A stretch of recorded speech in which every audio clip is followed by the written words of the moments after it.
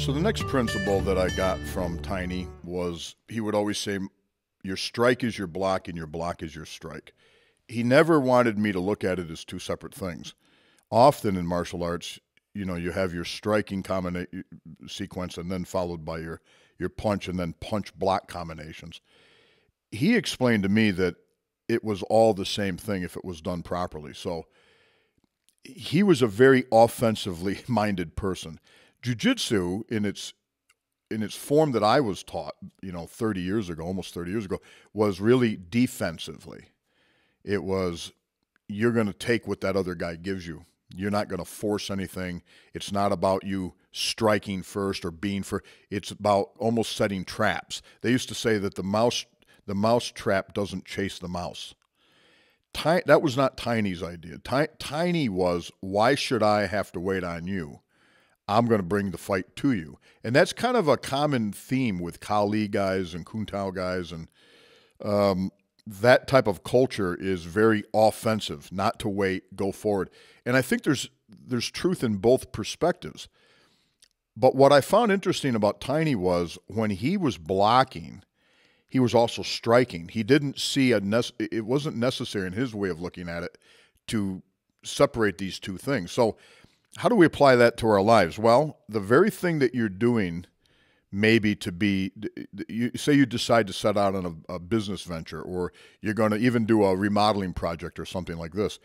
The thing that you go forward with, the thing that you're going to do could be looked at upon as your strike. Now, what would be your block? Well, the block is, I don't want my roof leaking. I don't want to have a problem.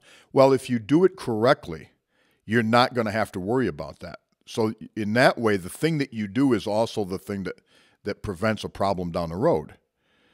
So the idea that we separate it, there's a more important thing to think about here. Human beings are comforted by control and by simplicity. We like simple ideas, simple concepts. We want to believe that if we take care of A, then B will be taken care of, C will be taken care of.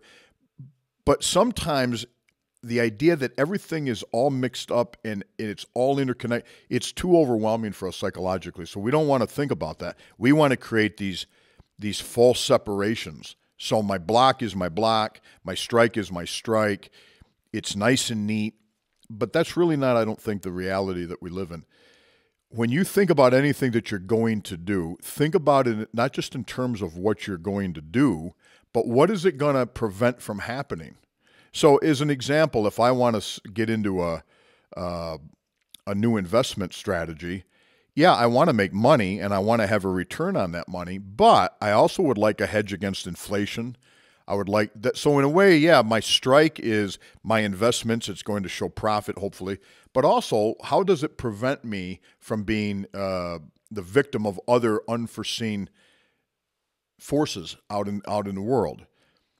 So I'm not sure if I'm giving this to you quite the way I'm hoping that comes out, but the idea is that things are not separate. Now, in pure martial arts training, I learned so much about this from the guy because as the punch is coming in, he wouldn't do a typical just a block. His punch forward was creating an angle that would deflect you, so his punch literally was his block. So that's an interesting concept. We'll go on to the next one.